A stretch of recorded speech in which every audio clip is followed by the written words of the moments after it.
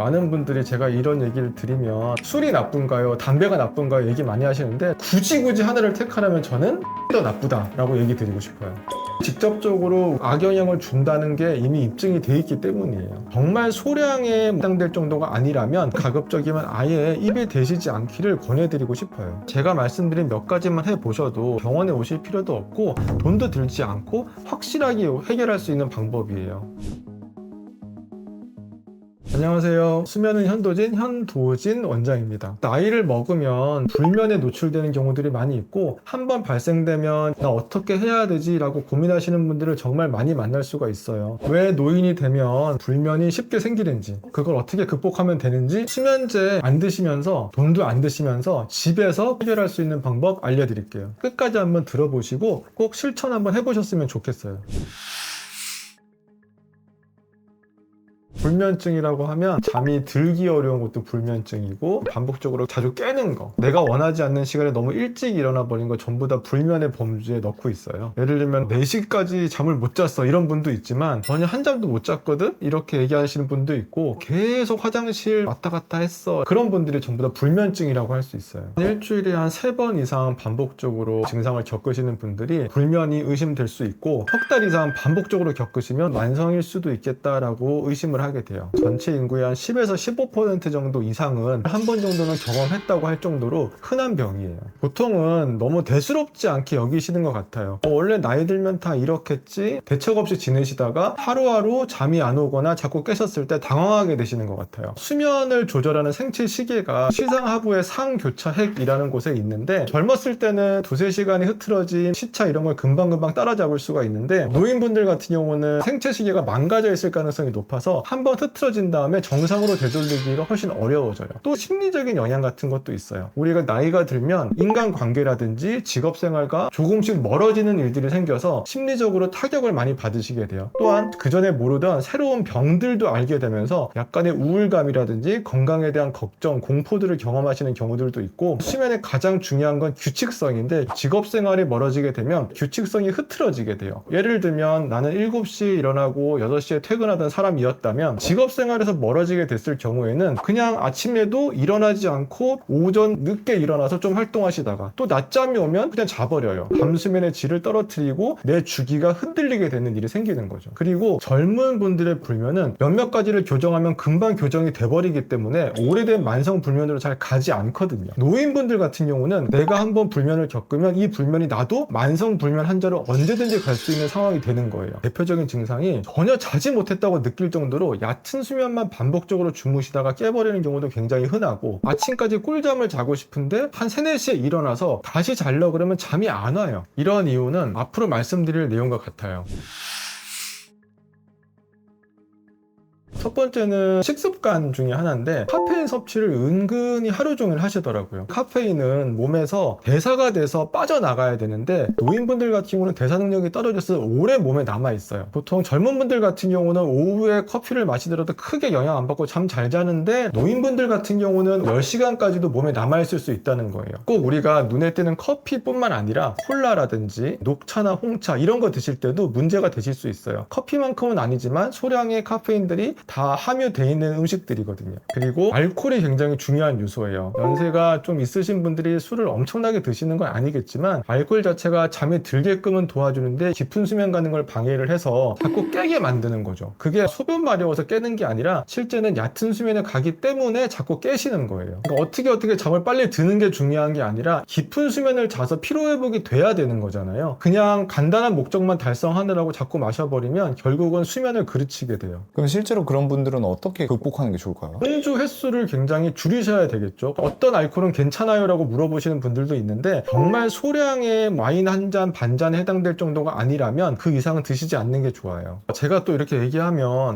반잔? 이러면서 또 웃음을 띠는 분들이 있으신데 실제로는 반잔이 한 잔 되고 한 잔이 한 병 되니까 가급적이면 아예 입에 대시지 않기를 권해드리고 싶어요. 그리고 흡연 부분이에요. 담배를 자기 직전에 꼭 의식을 하듯이 어디 나가셔서 태우고 들어오시는 분들 저는 많이 만나거든요. 가정집 근처에 보시면 꼭 바깥에서 밤에 초조하게 담배 한 대 태우시고 들어가시는 노인분들 많이 볼 수 있는데 니코틴 물질들은 흥분을 만들어서 숙면이 되는데 방해를 줘요. 많은 분들이 제가 이런 얘기를 드리면 술이 나쁜가요? 담배가 나쁜가요? 얘기 많이 하시는데 굳이 하나를 택하라면 저는 술이 더 나쁘다라고 얘기 드리고 싶어요. 술이 직접적으로 악영향을 준다는 게 이미 입증이 돼 있기 때문이에요. 두 번째는 적절하지 않은 환경이에요. 아버님 뵀을 때도 그랬었지만 이상하게 뭘 틀어놓는 걸 좋아해요. TV를 밝게 켜신다든지 휴대폰을 밝게 보신다든지 밝기를 너무 밝게 해놓으신다든지 하는 것들이 모두 다 숙면에 방해를 줘요. 빛 자체가 눈에 들어오면 그건 벌써 햇빛이랑 같은 영향이에요. 이제 나는 잠을 자야 되는데 아침이구나라는 신호를 계속 뇌에다 넣어줘서 우리가 수면에 필요한 호르몬들을 안 나오게 만들어요. 요즘은 LED도 워낙에 밝고 휴대폰도 액정도 굉장히 밝기 때문에 블루라이트가 예전보다 훨씬 더 많이 뿜어져 나오거든요. 블루라이트라고 하는 거는 블루라이트의 파장 자체가 한 450나노미터 정도 되거든요. 그게 직접적으로 망막에 영향을 미치는 빛이에요. 다른 앞단계의 빛들, 가시광선이라든지 적외선 계열의 빛들은 망막까지 잘 도달을 안 하는 빛인데 블루라이트 같은 경우는 직접적으로 망막까지 도달을 해서 망막에 있는 신경들을 자극하게 되고 그게 뇌에 직접적으로 영향을 미칠 수 있는 파장의 빛이라서 블루라이트를 좋지 않다라고 얘기를 하는 거예요. 세 번째로 스트레스가 은근히 많으세요. 나이가 들어가면서 자식 걱정, 아들 걱정, 심지어 예전에 한 20, 30년 전에 사기당한 그런 스트레스까지 얘기하시는 분들 저는 자주 볼 수가 있어요. 나이가 드시면 새로운 경험을 하는 확률이 굉장히 줄어들고 옛날 것을 기억하는 빈도가 높아요. 쉽게 말하면 화병이라 그러죠. 이분들이 꼭 침대에 들어가면 걱정을 시작하세요. 그런데 침대는 무조건 잠을 잘 때만 쓰셔야지 다른 활동, 다른 생각을 위한 공간으로 활용하시면 정말로 불면을 초래하는 지름길이 돼요. 제가 말씀드린 몇 가지만 해보셔도 병원에 오실 필요도 없고 돈도 들지 않고 확실하게 해결할 수 있는 방법이에요.